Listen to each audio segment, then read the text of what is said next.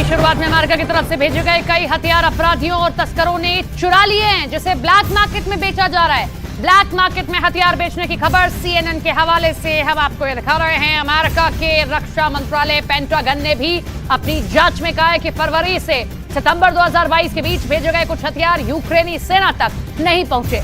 हथियारों के गायब होने की खबर सामने आने के बाद अमेरिकी रक्षा मंत्रालय में हड़कंप मच गया है।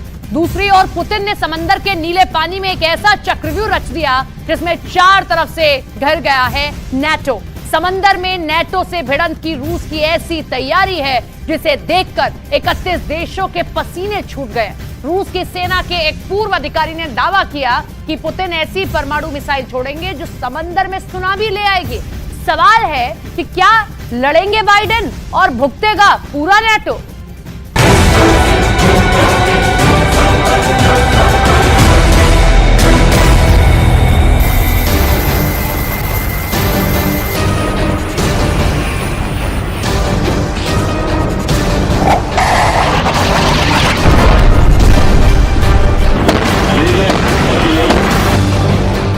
नॉर्वेजियन सागर में नए युद्ध की चिंगारी। बाल्टिक सागर में एक और युद्ध के शोले भड़कने वाले हैं। युद्ध भी ऐसा वैसा नहीं, वो युद्ध ऐसा होगा कभी नहीं जैसा होगा, क्योंकि उस युद्ध में एक तरफ नाटो की पनडुब्बियां होंगी, दूसरी ओर रूस की पनडुब्बियां होंगी। एक और रूस के युद्धपोत होंगे जो यूक्रेन के ओडेसा के जर्रे जर्रे जलाकर अपनी ताकत दिखा चुके हैं। दूसरी ओर नाटो के युद्धपोत होंगे। नॉर्वेजियन सागर के साथ साथ बाल्टिक सागर में नाटो के देश एक बहुत बड़े युद्ध की तैयारी कर रहे हैं, क्योंकि उन्हें आशंका है कि नाटो देशों पर पुतिन पनडुब्बी से हमले की योजना बना रहे हैं।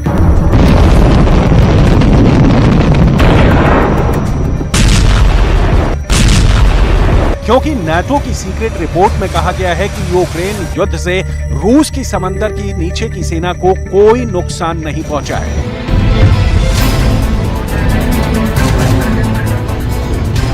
यही वजह है कि नाटो की नौसेनाएं उस खतरे के जवाब में पनडुब्बी रोधी युद्ध की तैयारी में लगे हैं। इस तैयारी में सबसे आगे है स्वीडन, जो नाटो में शामिल होने की कोशिश में है। फिनलैंड को भी रूस से डर सता रहा है, जो बाल्टिक सागर के जरिए सीधे रूस के निशाने पर है। नॉर्वे और डेनमार्क भी रूस के हमले की आशंका से डरे हुए हैं। नाटो को क्यों समंदर के रास्ते हमले का डर सता रहा है, इसे जानने के लिए रूस के इस युद्ध अभ्यास को देखिए।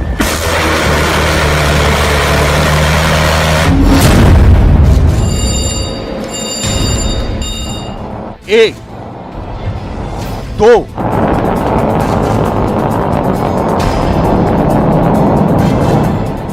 तीन,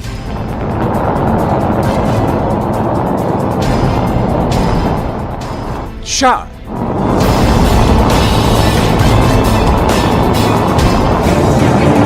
40 सेकंड में 4 हमले।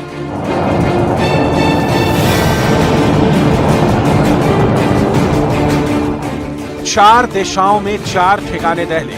पुतिन हुए खुद समंदर में रूस का परमाणु युद्ध।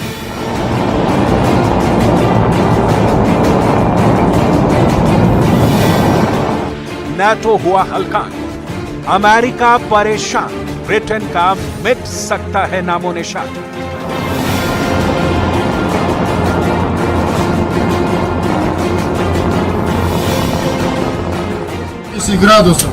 दिन में समंदर के अंदर से परमाणु हमला, रात के अंधेरे में समंदर से परमाणु हमला।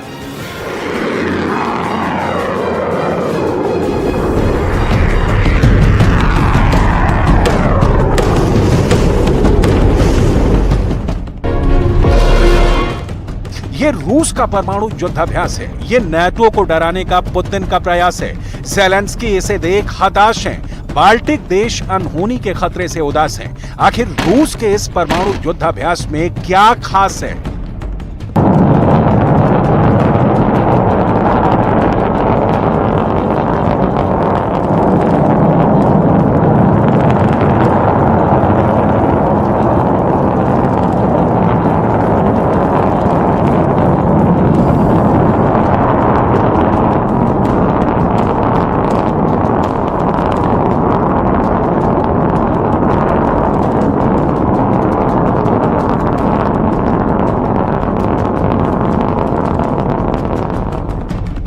इस युद्धाभ्यास को रूस ने अपनी लड़ाकू क्षमता का विस्तार करार दिया है। इस युद्धाभ्यास में रूस के उत्तरी बेड़े के पनडुब्बी रोधी जहाजों ने हिस्सा लिया। न सिर्फ हिस्सा लिया बल्कि एक काल्पनिक दुश्मन की पनडुब्बियों को समंदर के अंदर ही डुबो दिया। पहला हमला, दूसरा हमला, तीसरा हमला,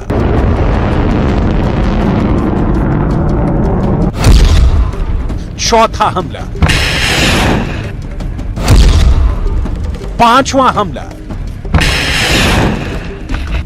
ये हमले तो कुछ भी नहीं, रूस के युद्धपोतों ने जलजला ला दिया है। पुतिन की परमाणु सेना समंदर में कहां कहां अड़ी हुई है, रूस की नौसेना के किस कदम से दुनिया डरी हुई है, रूस ने समंदर को क्यों बनाया न्यूक्लियर वॉर का एपिसेंटर। समंदर में परमाणु बम का जाल बिछाकर रूस किसे टारगेट बनाने जा रहा है। रूस ने अपनी नौसेना के चारों बेड़े को हाई अलर्ट पर रख दिया है। रूस के चारों बेड़े के युद्धपोत मोर्चे पर डटे। हाई अलर्ट पर रूस की परमाणु पनडुब्बियां, समंदर में न्यूक्लियर बॉम्बर की गर्जना, समंदर के रास्ते परमाणु बम गिराने का अभ्यास।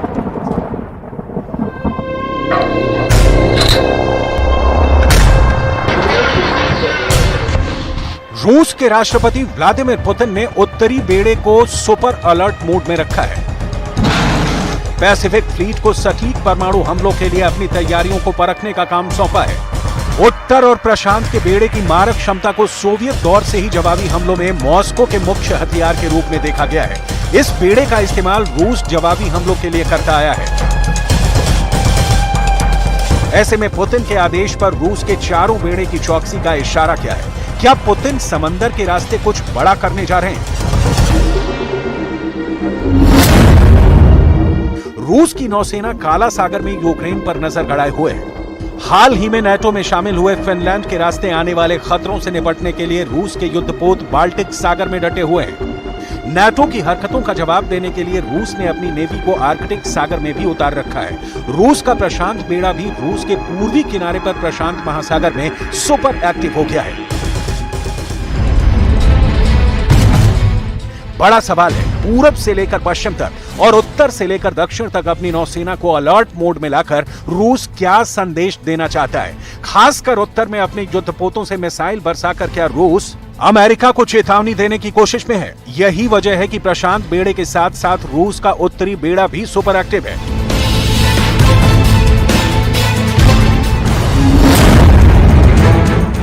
टैक्टिकल न्यूक्लियर हथियारों से लैस युद्धपोत और पनडुब्बियों को रूस ने आर्कटिक सागर और बाल्टिक सागर में एक साथ उतार दिया है।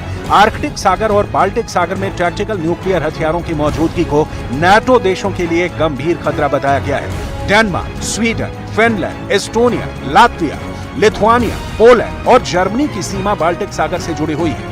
वहीं आर्कटिक सागर में परमाणु हथियारों से लैस युद्धपोत और पनडुब्बियों से सीधा खतरा नॉर्वे, स्वीडन, फिनलैंड और अमेरिका तक को है।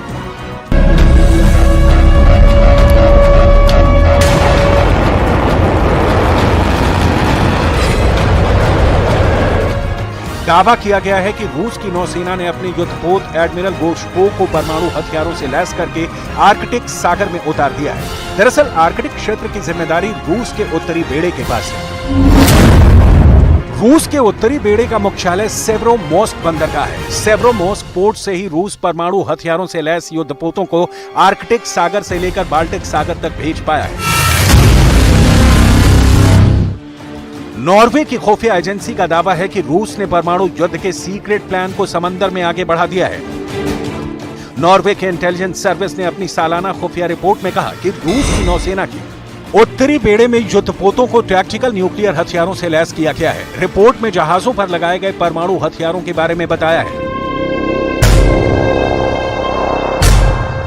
रिपोर्ट में दावा किया गया है कि 30 साल में यह पहली बार है जब रूस का बेड़ा परमाणु हथियारों के साथ समंदर में उतरा है। रिपोर्ट के मुताबिक शीत युद्ध के दौरान सोवियत संघ के उत्तरी बेड़े का युद्धपोत अक्सर परमाणु हथियारों से लैस होकर समुद्र में जाते थे, लेकिन शीत युद्ध के बाद ये पहली बार है जब रूस की सेना ने परमाणु हथियारों के साथ युद्धपोतों को समंदर में तैनात किया है। सोवियत काल के दौरान रूस के बेड़े के युद्धपोत नियमित रूप से परमाणु हथियारों के साथ समुद्र में लंगर डालते थे। अब 30 साल बाद पहली बार रूस फिर उसी प्लान को आगे बढ़ा रहा है। अमेरिका और रूस की बरसों पुरानी जानी दुश्मनी को यूक्रेन युद्ध ने नई धार दे दी है। रही सही कसर फिनलैंड को नाटो में मिलाकर अमेरिका ने पूरा कर दिया। यही वजह है कि रूस ने आर्कटिक सागर के साथ साथ अमेरिका के वर्चस्व वाले प्रशांत महासागर में शक्ति प्रदर्शन पर उतर आया है। रूस का प्रशांत बेड़ा प्रशांत महासागर के सखालिन द्वीप और दक्षिणी कुरिल द्वीप समूह पर युद्धाभ्यास कर चुका है। दोनों ही द्वीप पर रूस की सेना खासकर जवाबी हमले का अभ्यास कर चुकी है। अगर दुश्मन देश की सेना सखालिन द्वीप या फिर दक्षिणी कुरिल द्वीप पर हमला कर दे तो उसे कैसे जवाब देना है?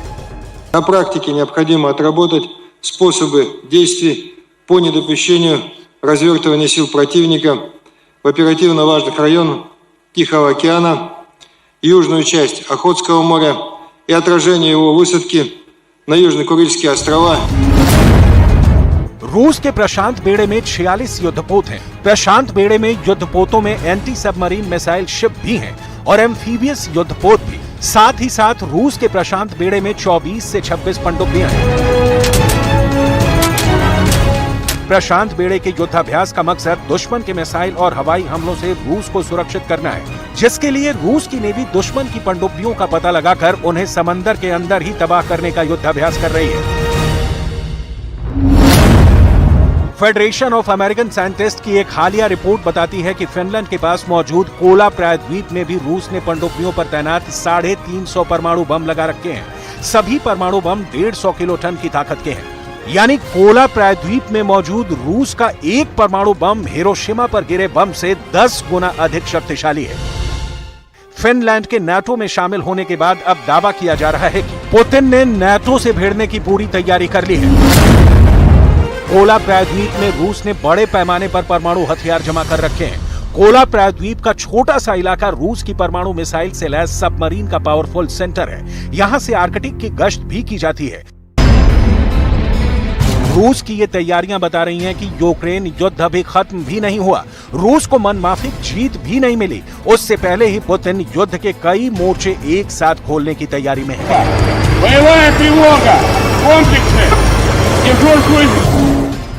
अगर नाटो के एक भी सैनिक के कदम रूस के खिलाफ पड़े तो समंदर में परमाणु बम फट जाएगा।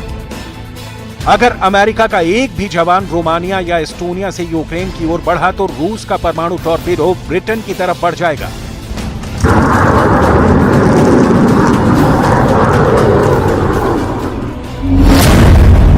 टॉर्पीडो भी कोई ऐसा वैसा नहीं, एक ऐसे टॉर्पीडो से अटैक होगा जो समंदर में 1600 फीट ऊंची सुनामी पैदा करेगा। 1600 फीट की ऊंचाई यानी एफिल टावर की ऊंचाई से 1.5 गुना से भी ज्यादा।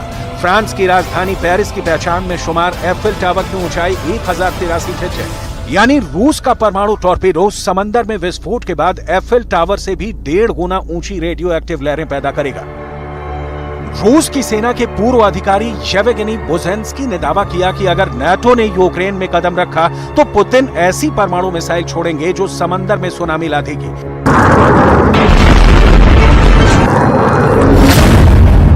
इतनी ऊंची लहरें उठेंगी कि ब्रिटेन के सिर्फ चुनिंदा शहर ही नहीं, पूरा का पूरा ब्रिटेन समंदर में समा जाएगा। ऐसे में दुनिया के नक्शे से नाटो के एक बड़े देश का नाम मिट जाएगा। Принят на вооружение циркон, который, я думаю, вот-вот будет применен в ходе ведения боевых действий. दावा है कि इसके लिए रूस ने अपना नया टॉर्पीडो तैयार किया है, जिसे दुनिया पोसाइडन टॉर्पीडो के नाम से जानती है।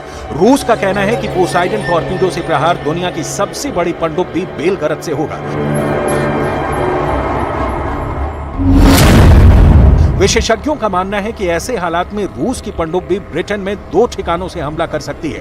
पहला ठिकाना है उत्तरी सागर, दूसरा ठिकाना है टेम्स नदी का मुहाना, जहां से अगर पोसाइडन टॉर्पीडो फट गया तो पानी की सतह से एक सुनामी की लहर उठेगी और लंदन को डुबो देगी। रूस की न्यूज एजेंसी तास की खबर के मुताबिक रूस ने परमाणु सुनामी लाने वाले पोसाइडन टॉर्पीडो का पहला सेट तैयार कर लिया है। रूस की न्यूज एजेंसी के मुताबिक पोसाइडन परमाणु टॉर्पीडो को बेलगरद पनडुब्बी पर तैनात करने के लिए विकसित किया गया है। बेलगरद पनडुब्बी और उस पर पोसाइडन न्यूक्लियर टॉर्पीडो, ये पुतिन के हथियारों की ऐसी घातक जोड़ी है जो पूरी दुनिया से जीवन का नामो निशान मिटा सकती है।